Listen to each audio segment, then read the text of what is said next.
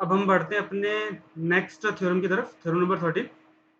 Heading है इसकी integrability of monotonic functions, एकदिष्ट फलनों की समाकलनीयता। ठीक है, स्टेटमेंट पढ़ लेते हैं। If f is a monotonic function on closed interval ab, then f is r integrable over the closed interval ab। यदि f संवृत अंतराल ab पर एकदिष्ट फलन है, तब f संवृत अंतराल ab पर रीमान समाकलनीय होगा। तो पहले हम समझते हैं मोनोटॉनिक किसे कहते हैं, एकदिष्ट। याद होगा आपको, मोनोटॉनिक दो टाइप के हमारे पास सीक्वेंस हुआ करते थे, दो टाइप के हमारे फंक्शन सीक्वेंस, फंक्शन भी एक टाइप का सीक्वेंस ही होता है ना। तो दो टाइप के हमारे सीक्वेंस थे मोनोटॉनिक में, इंक्रीजिंग और डिक्रीजिंग, बढ़ता हुआ और घटता हुआ। ठीक है, तो यहाँ पर हम दो टाइप के सीक्वेंस की बात कर रहे हैं, वही दो टाइप के फंक्शन भी हमारे, ऐसे फंक्शन जिसमें ए से बी तक, ए से लेके हम कहाँ जा रहे हैं, बी पे, तो फंक्शन की वैल्यू भी बढ़ रही है, इंक्रीज हो रही है, तो ये इंक्रीजिंग फंक्शन कहलाएगा। अगर ए से बी तक हम जाएंगे, फंक्शन की वैल्यू जो है वो डिक्रीज हो जाए, कम होती जाए, तो वो डिक्रीजिंग हमारा फंक्शन कहलाता है, हासमान। ठीक है, तो दोनों टाइप के फंक्शन आपके पास हैं, लेकिन आपकी थ्योरम नंबर 13 में करा रहा हूँ, 13 नंबर थ्योरम। 13 थ्योरम आपकी इंक्रीजिंग पे है और 14 वाली आपकी डिक्रीजिंग पे है। तो 14 वाली आप लोग एक बार ट्राई करना, 13 वाली हम कर रहे हैं सॉल्व। तो 13 वाले में सबसे पहले तो फंक्शन एफ दिया हुआ है, मोनोटॉनिक है, एकदिष्ट है, इंटरवल भी दिया हुआ है ए से बी तक। एक काम करते हैं, इसे अपन इंक्रीजिंग मान लेते हैं, वर्धमान मान लेते हैं इंक्रीजिंग। अब इंक्रीजिंग है तो इसके पार्टीशन तो करने पड़ेंगे, तो पार्टीशन अपन कितने करते हैं, एन पार्ट्स। एन पार्ट्स करेंगे तो पार्टीशन आपके क्या बन जाएंगे, पहली वैल्यू तो जाएगी एक्स नॉट, दूसरी वैल्यू जाएगी आपकी एक्स वन, तीसरी जाएगी एक्स टू, ऐसे ही X R minus one, X R, और जो लास्ट होगी एक्स एन, वो हो जाएगी बी।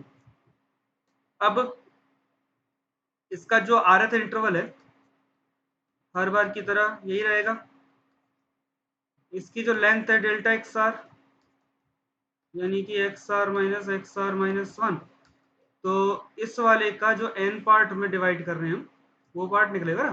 तो पूरे की जो लेंथ है, इंटरवल की जो लेंथ है एक्चुअल में वो बी माइनस ए है, और एन पार्ट पर हमने डिवाइड किया हुआ है, तो ये इसकी लेंथ आ जाएगी। एन पार्ट से हमने डिवाइड करने पर एक पार्ट की लेंथ आपको ये मिल जाएगी। ठीक है, अब मिनिमम वैल्यू पहले पॉइंट पे मिलेगी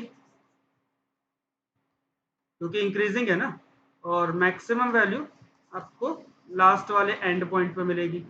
ठीक, तो मिनिमम भी हो गया आपका और मैक्सिमम भी डिसाइड हो गया। अब हमें क्या बताना है, एफ को रीमान इंटीग्रेबल, और रीमान इंटीग्रेबल की हमने कंडीशन क्या पढ़ी है कि यूपीएफ माइनस एलपीएफ कर लेते हैं और आंसर लेस देन एप्सिलॉन आ गया तो प्रूफ हो जाता था, है ना। तो डेफिनेशन के अकॉर्डिंग हम इसको सॉल्व करते हैं। इसका मतलब क्या है, sigma capital M R minus small M R delta X R. अच्छा, कैपिटल एम आर की वैल्यू क्या है, F X R minus F X R minus one, और डेल्टा एक्स आर की वैल्यू, ठीक है, और ये जो सम है वो रन कर रहा है आर पर। ये पूरी वैल्यू आर पे डिपेंड तो नहीं कर रही, तो इसको तो बाहर ले लेते हैं। ठीक है, और इस फंक्शन पर हम केवल इतना पार्ट हमारे पास बचेगा। अब इस पूरे फंक्शन में आप आर की वैल्यू पुट करते जाओ, तो जैसे आर की वैल्यू पुट करोगे तो आपको पहला क्या मिलेगा, F X one minus F X naught, फिर मिलेगा आपको plus F X two minus F X one, ऐसे करते करते लास्ट में आपको मिल जाएगा F X N minus F X suffix N minus one. ठीक है, और ऐसा करने पर आपको एफ एक्स वन कैंसिल हो जाएगा, एफ एक्स टू कैंसिल हो जाएगा, ये सब कैंसिल हो जाएंगे, और केवल हमारे पास क्या बचेगा, F X N minus F X naught. ठीक है, इतना पार्ट हमारे पास रिमेनिंग बचेगा। तो यानी कि हमारे पास यूपीएफ माइनस एलपीएफ की जो वैल्यू आएगी वो आएगी B minus A upon A, और ये आ गया आपके पास F B minus F A, X N की वैल्यू बी और एक्स नॉट की वैल्यू ए। अच्छा एक काम करते हैं, इसको लिमिट ले लेते हैं हम एन टेंड्स टू इन्फिनिटी, ठीक है। और जैसे हम एन टेंड्स टू इन्फिनिटी लेंगे,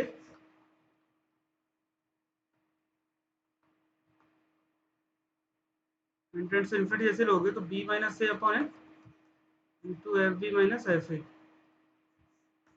तो ये तो दोनों कांस्टेंट हैं, केवल डिवाइड बाय एन है ना, तो इसका आंसर क्या जाएगा 0।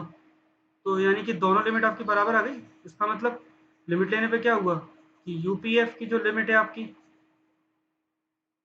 एन टेंड्स टू इन्फिनिटी वो बराबर है एलपीएफ की N tends to infinity limit के। और ये तो डेफिनेशन बन जाती है यूपीएफ का इन्फिमम, और ये है आपका एलपीएफ का लोअर रीमान सम का सुप्रीमम। और ये डेफिनेशन किसकी है, लोअर रीमान सम और अपर रीमान सम दोनों बराबर हो गए,